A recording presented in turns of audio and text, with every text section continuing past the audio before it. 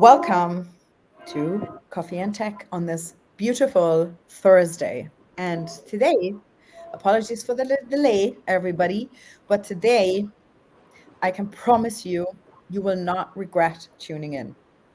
And I'm going to tell you why. Because if there's one person in my network that has shown true resilience and grit to make her dream become a reality, it's Shruti. And I am so grateful that she's here with me today because sometimes we get carried away in our day to day and we believe that, oh, like it's easy. You have a dream and you just follow it. But there are cultural aspects that play a role. And, in India and even in general in the Western world, it is not the norm for women to be fully accepted in like engineering positions. Yes, we are moving to a more diverse culture, absolutely. However, we're only at the beginning, and that is in the Western world. And in India, clocks are taking a little bit slower, yet still.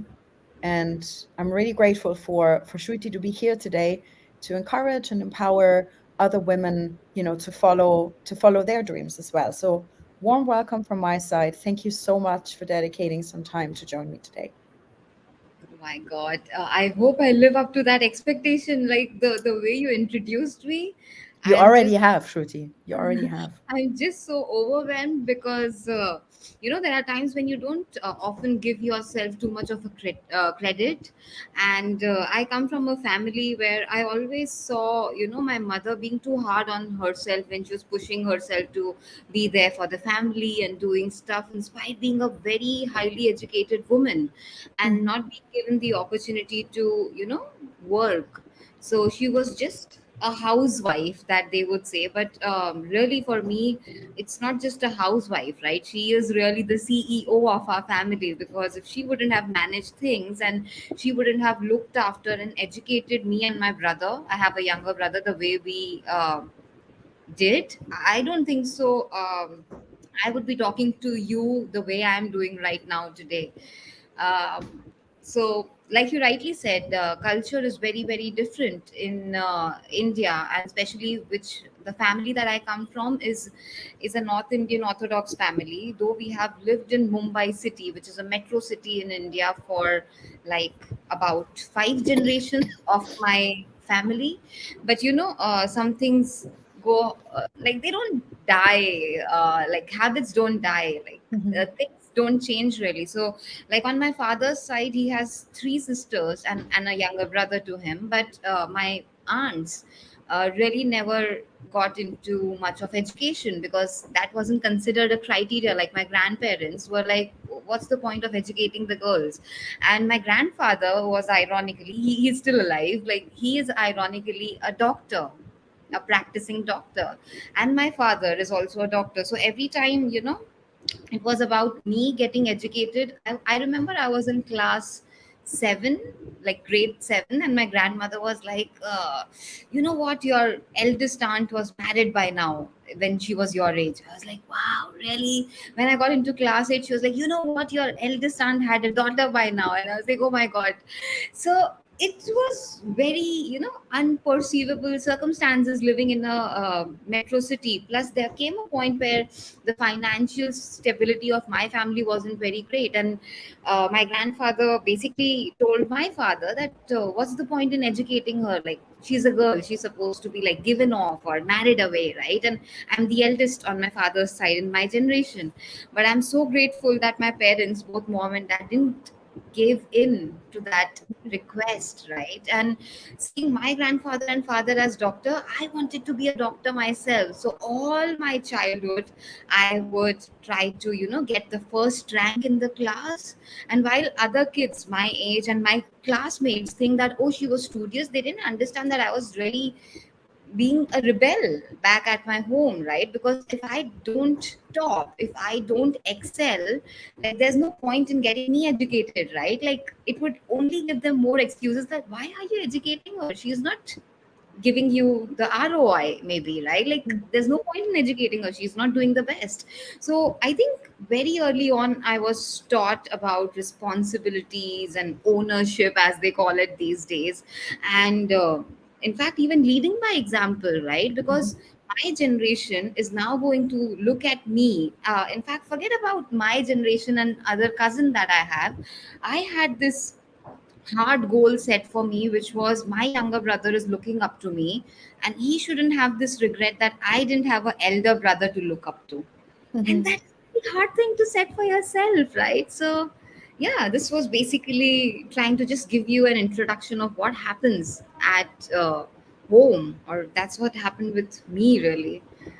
And I can imagine, like, it's really, hard as, a young woman growing up, trying to find out for yourself what you want to do, and then kind of like being pulled into so many different directions, like, trying to be an example for a younger sibling while trying to meet, grandparents' expectations that, might not be, connected. And it's like, it feels like you're pulled into so many directions, but I love that initially you pursued, or you wanted to kind of like pursue the path of medical, and in a way, like QA testing is like, being a doctor. Like, you do diagnose. You don't diagnose people, but you do diagnose code, and you'll send it back to the engineer if it's sick, to get fixed. So, in a way, you kind of like, it might have always been in you.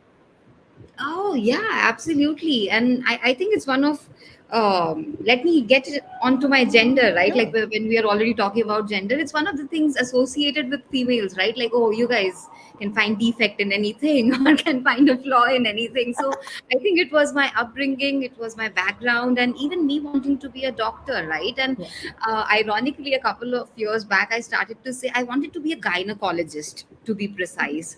So I started saying that irrespective of doctor or engineer, I would still have been, delivering other people's project. Mm. If you understand that joke, yeah, I would have been delivering Absolutely. other people's project. So you're absolutely right. There are similarities. While a doctor is really trying to save somebody's life, and here I'm trying to save a lot of user experience and try to get the best product out. And when I did my engineering, I'll tell you why I did my engineering. So the two options that a bright student can have is either be a doctor or engineer. And my dad, who himself is a doctor, I remember he brain drained me into engineering. So his exact words were, um, the entire process of becoming a doctor is way too long. It might take you 10 years with specialization and stuff.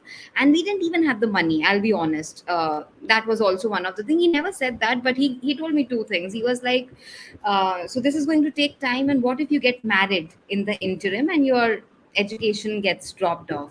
And I was like, I can't let that happen. And ironically, it has so happened that I didn't get married and I didn't become a doctor. So there are times when I, fight with my dad, like, you didn't find a guy for me and you didn't let me even become a doctor. What, like, a waste of a life. But yeah, I think he managed. Or the, like I told you, the fact that my grandparents didn't want me to be educated, and the fact that on my father's side, I am an educated, strong, independent woman. It is too much for them to handle, really. Yeah. Like, nobody has done that before.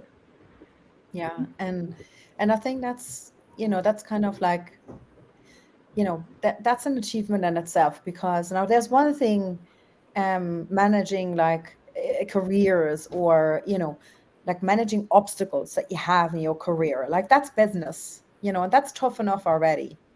But Yeah. in your own family, it's a whole different ball game, because your family should always be there to support you. They should always be like the cushion that that you can comfortably fall onto. And it sounds like that in some cases, and some parts of your family, they weren't that cushion for you.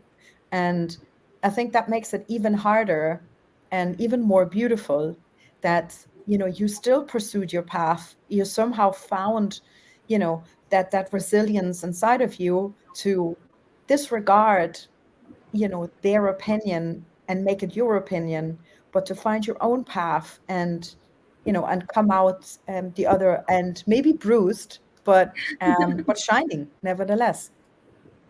I mean, again, like I said, I don't remind myself these things every day, right? I wish I would remind myself a little bit, because I'm as human as any other person, and I'll also tell you that I haven't done anything great. I probably am, as they call it in the corporate world, just vocal, because I know there are many Shrutis like me who have not gotten the support, who have been, I remember there are times when the community folks would tell my father that, okay, he's not getting her married because she's like the golden goose to the family.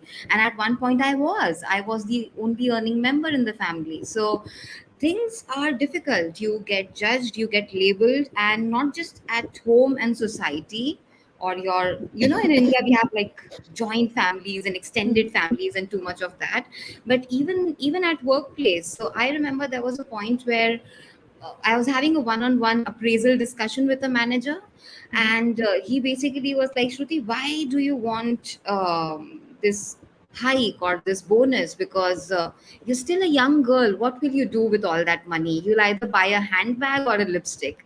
And this is one of the top banks I'm talking about, right? And this is one of the managers who was 20 or 10 plus years outside the country. He's coming back, and you accept a little bit of maturity, right? Like, okay, yeah. he's seen the world, he might understand, but if they go out or if they come in back to India, like nothing's really changed. And ironically, I remember this man had two beautiful young daughters, and still he was saying all these things to me. And I always wonder, and I always pray that, you know the kind of remarks I've heard from some male peers or managers, I hope their daughters won't have to face all of that. And what that is exactly what I'm striving for, right? Like maybe some generations later they'll be standing on our shoulders. That's how it's carried on, right? Like that's how every generation is a torchbearer for the other. So yeah, not doing anything great. That's, it's so true. And like, no matter how many glossy magazines will, paint your diversity, equity, or equality and inclusion everywhere, like we're nowhere near where we could be, Oh and yeah. it's all down to us. It's down to each and every individual to make a difference every single day. But what's kind of like helped you, because I'm just thinking about, like, there's probably thousands of women, millions of women out there, like in India and anywhere else in the world, that face the exact same challenges, that have to deal with comments like this, that don't get the support. What are the things that you would share with them? What are the things where you say, if I look back now and reflect, these are the things that just helped me, push through to get to my goal? Oh God, I'm trying to remember, because this is such a hard question. Really, I don't remember ever thinking of a question as hard, but today I feel like this is a hard question, and I'll probably give you an example from my life where I was battling with both. Because as women in India, it doesn't matter if you're married or not, it's still your family that you're supposed to take care of, right? Mhm, And 2017 my mom was first diagnosed with ovarian cancer, mhm, 3C, that's the second last stage. And I remember the first phone call that I made was to my manager at that time. And I even asked him, like, in case you know of any oncologist, please let me know, because irrespective of the fact that I came from a doctor's family, we had no idea how to deal with the situation. And mhm. ironically, my mom is the healthiest person in my family, so we never really figured out. And it's a silent killer, really, this Yeah. particular cancer. So I'll be very honest, there were times when I felt like quitting the job, because I already gave you an example of how supportive my family was, right? And Mhm. which they never were, really. And I'm actually happy because they trained me for the corporate world. Now that I look back, I realize they just trained me for the corporate world. And back at office, I never got a single day of work from home. The only day I took a leave, like I applied for a leave, was the day 6th of July 2017, when my mom underwent a surgery which went for 8 hours.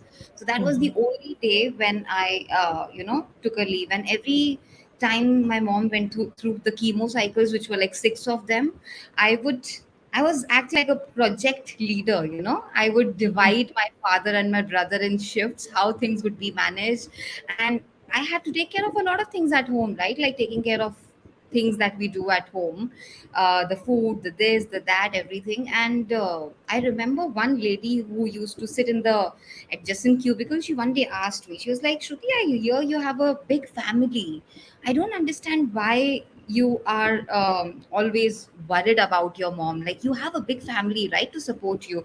And I was like, you know, we can't even talk about these things, because then you would be judged even more that your family isn't supportive. And ironically, this woman and two other men came to visit my mom at hospital, and the woman started crying. And my brother was getting all furious, like, why is she crying? Like, mom has just underwent this surgery, she's out of the ICU after 10 days, why is she crying? And I was like, are you okay? And she's like, no, I'm not crying for your mother, I'm pretty sure she'll be fine, I'm crying for you. And I didn't expect that reaction from, you know, a woman sitting in the next cubicle. Like, she's a grown-up woman, she has a kid of her own. Like, he was, I don't know, maybe about 7 8 years that time. And she's like, I'm crying because I see Shruti managing so many things which I don't think even a married woman can manage. Like, the way she's managing a job, the way she's managing everything at home, I can only imagine how she's managing. And you know, that was also a time which made me reflect how married working woman would be juggling all these acts. It is so difficult, because every time I was, you know, leaving my mother at home and coming to office, every time I would feel like, you know, maybe a mother would feel guilty of leaving their sick kid back at home and coming to office. Yeah, I felt something like that. And yeah, thanks that my brother used to get the work from home option, I'm so grateful for that thing to happen, because it was very, very difficult for me. And you know, you feel bad, like you're not being the best everywhere. So there were times when I felt like, okay, should I just quit the job? But I couldn't, because we needed the money. Cancer is not a, not a, you know, it's probably like a rich man's disease, to be yeah. very ironic to say that. But yeah, so I didn't have options. So the only thing I could do was persevere. So, what did you kind of do to, you know, to kind of level set yourself, to, you know, in between, you know, kind of find a balance for yourself, maybe in your own way. Like everybody has a coping mechanism. What did you do to kind of like cope with the levels of stress? Like, you know, did you meditate? Or I know like in India, like praying is, you know, is quite common. Ironically, at that time, literally this year 2017, I did nothing of that.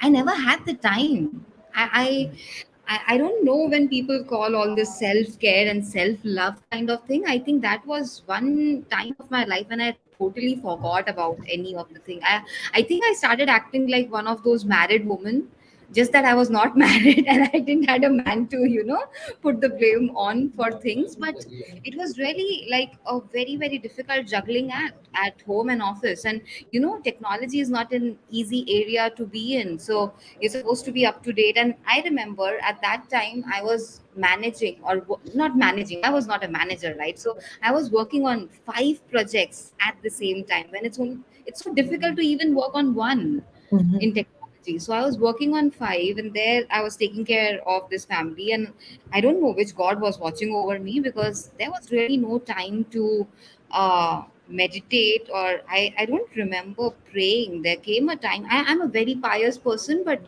that time like shook the hell out of me, really. And you know, if you know, there's a story about a king having his soul trapped in a parrot or a bird or something. So it's like that for me with my mom. Like, she's suffering through all that pain. I remember when she, you know, after the first chemo, her hair began to go away. I literally had my hair this short, and I went to my manager and I told him, in case she feels bad about it, my mom, about losing her hair, which she already was, I would also go bald. And I hope that would not be, you know, a problem at office. And I remember when I'd gotten all that short hair, everybody was like, Shruti, nobody knew what was happening at home with me, right? I was still Yeah. coming at office as a smiling person. So many of them were like, we had no idea that you were going through all that shit at your home. I was like, Mm. yeah. So I had really, really small, short length hair, and I saw suddenly all the women in the office starting to get that. And when anybody asked me, why do you have such short hair? I would say, it's my summer look. And ironically, it's so weird. 2017 was when mom got cancer diagnosed first time, Mhm. and when you and I got connected a little more last year because your spouse was undergoing cancer treatment, and my mom is currently undergoing cancer recurrence treatment. Yeah. I don't find anything has changed. People don't care back then, people don't care now. It might be a startup, it might be a bank, it might be an MNC, all the different corporate names that we give.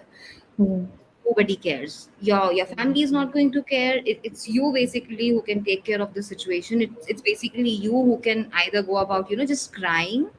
And I'll tell you what, when last August the doctors confirmed that it's a cancer recurrence for my mother, I think I kind of died for the first 3 days. Like the first day, I didn't even felt like getting out of the bed because I was like, oh my god, all of that all over again. And to top on it, there was a pandemic going on, right? So it Mhm. wasn't even easier because you would understand for a cancer patient, the WBC counts and everything goes down. So anything and everything becomes even more susceptible for their anything going wrong. Yeah. So yeah, she's undergoing a cancer recurrence treatment even now, and I can only imagine how many people would have understood that something is going on in my family since the last year, because I've been doing my job, I've been giving conferences, I have started my podcast, and I'm still the same person. And yeah, you have to Yeah. just manage things. You just have to manage things because no one else is going to do it for you. Yeah, and I think like sometimes we kind of like find comfort because at least it's something that we can control. We can control the activities, we can control the operation, we can make sure that everything, you know, runs as it should. Yeah, And like I really found comfort in when my husband was undergoing treatment and recovering from his surgeries that like I had the comfort of like I had the day structured. I'm like, this is when I drop off this kid, and then I'm gonna do this, and everything was like boom, boom, boom. Like you said, like you're a project leader, and I think in a way it's like it's comforting to have that level of control because you know mhm. cancer is a bitch, and Oh yeah. um, You can say that again. you can't control whether it's going to affect you or your mom or your partner or anybody else. It's just if it's going to happen, it's going to happen. And you have absolutely no control over, what the outcome is going to be. And I think that's very daunting. And, you know, you'll always run that risk and you'll always have that risk to carry it with you. Like, I don't want to be a pessimist when I say, I hate when people are going like, I beat cancer. You never beat cancer because that dark fucking cloud will always hover above your head. It will always cause the person who had been diagnosed with cancer to tune in more to their body and realize that, hey, I'm having a weird sensation, or they will always be anxious on their next scan. Is that scan going to come back clear? And that Yeah. shit's never going to disappear ever. You're always going to live with that fear, and it's going to completely change your life. And not for the better. It's going to change your life for the worse because you will have that fear and you'll have to learn how to live with it. The fear is not going to go away. It might fade. It might be less dominant as the years, progress, and you kind of like, and the statistics, look better for you. But the fear is always going to be there. And I think a lot of people, yeah, they don't know that because they've never been in that situation. And they're like, yeah, great, you beat cancer. Boom, let's move on. It's like, uh, stop. I genuinely feel like sharing a couple more things because I would be very ungrateful if I don't, call out some people. Like I said, my Sure. brother used to get work from home, right, back in 2017. And his manager apparently had worked at the same bank where I was working. And he told him on day one that, you know what, your sister is not getting to get any leverage or any sympathy or any perks or leaves at her workplace. I know he knew because his mother had also undergone cancer when he was at this particular place. And I was like, no, this won't happen with me. These people are so supportive, and I don't think so. But he was damn right. And if he hadn't supported my brother the way he did, um, it would have been so difficult. And like you said about prayer and meditation and all of that, I had really three folks for me, Hmm. who I think of like Holy Trinity now. And I missed them, last year when I had nobody for me, because I was still going to office, like I told you, right? There was no work from home. There's never work from home for Indians. We don't get that liberty. No, not at all. That's a secondary topic. I won't get into hurting sentiments there, but yeah. We're already So way over time. We can't go any more over time, Shruti. I didn't We'll be here until realize. tomorrow morning. I didn't realize. So there was this HR sister or soul sister of mine who told me one thing, that, you know what, Shruti, you just be the way you are. The smiling person, the comforting person, the crazy empath that you are for whoever you want to be. And when you feel like crying, don't ever cry in front of your mother. You come to office, you come to me and you cry. And I have done that. I have done that. I found these couple of women who just showed up in my life at that time, and they were like, it's okay, you can cry in front of me. And I have done that. I have cried because, again, being a woman, that too in tech, if I would have cried, it would have, been like, oh, she's trying to get sympathy and this and that. And I would be the last person on this planet to want for anything of the sort. Like, I don't want your sympathy. I don't want that at all. But looking back on my journey, I just feel if there was a little more support from people who were supposed to be supportive to me, if I can shine the way I'm shining today, I would have shined even more brighter with Yeah. just a little more support in the right places. So yeah, there were females who would I just sit with and cry, and they would just be, listening to me. And I don't remember a time in my life when anybody did anything like that for me. Again, being an empath, people come to you, they tell their sob stories, and sometimes I wonder if I would have charged being a counselor to all those people, I would be a billionaire by now. But I didn't do any of that. Yeah, it would have earned me better than a technology job. So these women, plus there were two young kids, who were like 3 years younger to me, and literally like the same age group as my brother. And they would just have to look at my face. And if you have also realized, every time we have spoken, by God's grace, I have been given a very expressive face. I can't hide anything. So every time they would just look at me and they would realize something's wrong, they would, just take me down, and we would have these mad over donuts or MOD kind of, shops and patisseries. And they'd be like, let's just sit and eat something sweet and feel better about it, Shruti. So all these people, the way they just showed up in my life, and, let me feel that, okay, everything is normal and I can still push through some days. Because, at home, I realized men are so emotionally fragile. I saw my brother and my dad really, breaking the first time that it happened. And it was very weird for me to see all of that. I was like, what's happening? So, like you said, I can use some cuss words. So, shit is the only thing I'll use. So, if I wouldn't have held my shit together, we would have just fallen all over the place. So, there is not an option. Like, if I want my mother to fight back and not see me crying in front of her, I had to do that. I wanted the money, so I couldn't leave my job. And ironically, there was also a time that I didn't know that I had to, specifically apply and pay for a parental insurance policy at that company of mine. And they were like, you've missed the cycle and you can get it only in September. And all of that was happening in April. And I was like, I'm doomed. What am I supposed to do now? So you realize so many things, and like you also suggest to give takeaways, right? If I can go back in time and give my younger self a suggestion, or I'm not sure if this coffee in tech has helped anybody. I just want to let them know that I know it's difficult being a female wherever you are. It's even more hard to be in tech because there's so much of competition. There is so much of, forget about competition, being at the pace, everything is developing in technology. And like I mentioned, I was working at 5 different projects, and all of them in different capacities. At one I was a developer, at one I was a QA automation, at one I was just helping with unit testing, building reconciliation tools.